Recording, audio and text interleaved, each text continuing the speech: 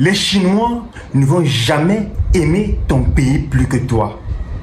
Les Français ne vont jamais aimer l'Afrique plus que toi. Les Canadiens ne vont jamais aimer l'Afrique plus que toi. Si tu ne t'actives pas par toi-même pour le développement de ton propre continent, ça va périr. Bonjour mes industriels et bienvenue sur Industrialisation de l'Afrique.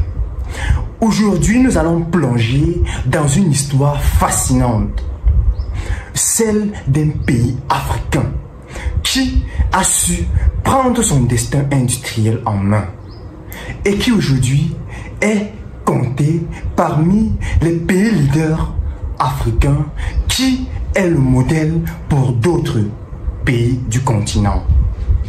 Il s'agit bel et bien de l'Éthiopie. Autrefois connue par son paysage fascinant, par son histoire majestueuse et millénaire, l'Éthiopie est aujourd'hui reconnue pour beaucoup plus que cela. Elle est le leader dans l'industrie de l'habillement, dans l'industrie textile. Et cela signifie que les Éthiopiens, les petits Éthiopiens, femmes et hommes, s'habillent grâce à des entreprises et des initiatives portées par leur propre continent, par leurs propres investissements. Dans cette vidéo, je vais te partager les deux stratégies que l'Éthiopie ou le gouvernement éthiopien a mis en œuvre pour que cela puisse être concret. Comment un pays sans accès direct à la mer, sans des infrastructures gigantesques, a su se positionner comme un pôle industriel dans son continent? C'est à cette question que je vais répondre. Tout a commencé par une vision claire et une détermination inébranlable du gouvernement éthiopien. Et dans cette lancée, dans cette mêlée, le gouvernement éthiopien a établi deux stratégies. La première stratégie, c'est l'investissement dans le capital humain. Vous vous rappelez dans ma précédente vidéo où je parlais de l'absence de technologie, de l'absence d'éducation, de l'absence de la science dans nos infrastructures africaines. L'Éthiopie, ou du moins le gouvernement éthiopien, a compris que pour que le continent africain se développe, on ne doit pas se concentrer sur les ressources minières. On ne doit pas se recoquiller sur le fait que l'Afrique est le berceau de l'humanité. Cette utopie qu'on nous a berné l'esprit avec depuis par le passé pour nous endormir.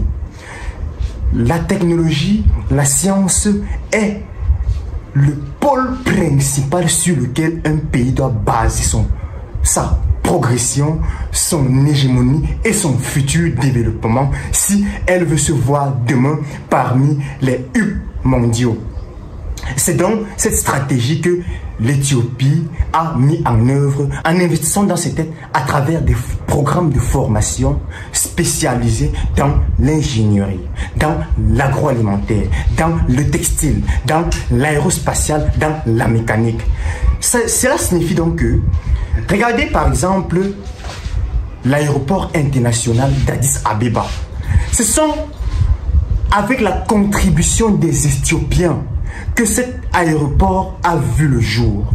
Or, il y a des pays ici que, ne serait-ce que pour la construction d'un pont, on fait appel aux ingénieurs chinois, on fait appel aux ingénieurs thaïlandais, aux ingénieurs indiens. Il y a des pays où le ministre de la Santé, lorsqu'il est malade, il prend l'avion pour aller ailleurs se faire soigner parce qu'il n'a pas confiance au médecin qu'il a lui-même formé dans son ministère. Vous voyez à quel point c'est péjoratif, c'est déplorable.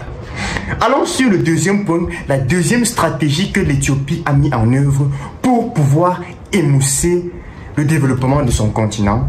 Il s'agit de l'investissement et la création des parcs industriels spécialisés qui favorisent l'attrait des investisseurs étrangers, qui favorise la création des secteurs industriels particuliers dans l'aérospatial, dans la mécanique, dans l'agroalimentaire, dans le textile et favorise donc la naissance des industries dans plusieurs secteurs. La naissance de la connaissance et de la pratique dans plusieurs secteurs d'activité. Et tenez-vous tranquille, ces ingénieurs qu'ils ont formés dans le programme de développement qu'ils ont mis en œuvre pour la première étape, travaillent donc et appliquent donc leurs connaissances dans ces différents secteurs-là. Et aussi, l'incitation fiscale et des avantages et des accords économiques avantageux attisent l'attrait des investisseurs étrangers qui viennent du Brésil, qui viennent de la Chine, qui viennent de Thaïlande, qui viennent un peu partout dans le monde pour investir en Éthiopie. C'est la raison pour laquelle vous voyez l'Éthiopie aujourd'hui se présenter en tant qu'un hub mondial. Qu'est-ce que les autres pays d'Afrique pourraient donc gagner de cette manière d'industrialiser, de cette approche que les gouvernements éthiopiens sont en train de mettre en œuvre? La première chose à comprendre, c'est l'investissement dans le capital humain. Ce ne sont pas les autres qui vont venir industrialiser l'Afrique à ta place, mon ami. Ce n'est pas les Canadiens qui vont venir investir et faire croître la Côte d'Ivoire. S'ils investissent en Côte d'Ivoire, ça veut dire qu'ils savent qu'ils vont gagner quelque part. Ça veut dire qu'ils savent qu'ils vont tirer quelque chose de là. Ils ne se soucient pas plus de la Côte d'Ivoire, du Cameroun, du Bénin, du Sénégal, plus que les Sénégalais, plus que les Ivoiriens, plus que les Béninois. C'est impossible. Si un Chinois vient investir en Afrique, ça veut dire qu'il gagne quelque chose et beaucoup plus.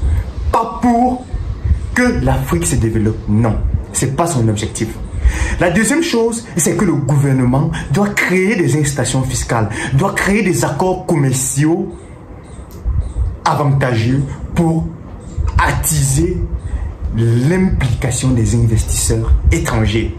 Ceci, quand je cite ce point, cela donc me permet de réaffirmer ma position lorsque je vous dis: n'abordez pas le contexte d'industrialisation en Afrique comme un Africain, mais venez comme un colonisateur. Et lorsque vous viendrez comme un colonisateur, vous profiterez de ces avantages-là et vous n'aurez pas un œil sur l'Afrique comme les Africains, mais vous aurez un œil sur l'Afrique comme une personne qui vient piller. Et quoi de mieux qu'un pilleur africain, quoi de mieux qu'un pilleur ou un colonisateur africain, qu'un colonisateur occidental, européen, asiatique ou américain. C'est sur ce que je clôture cette vidéo en disant: je suis l'aveugle africain qui a choisi d'observer l'Afrique sur l'œil d'un colonisateur, pas sur l'œil d'un Africain, parce que c'est préférable qu'un Africain colonise l'Afrique qu'un Asiatique colonise l'Afrique. Je suis ravi d'avoir partagé cette vidéo avec toi. Le potentiel de l'Afrique est immense. Il faut investir dans la jeunesse, donc le potentiel humain.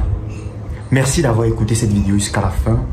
L'Afrique compte sur toi. C'est ensemble qu'on va bâtir des pôles coloniaux immenses. A plus et à très bientôt dans de nouvelles vidéos.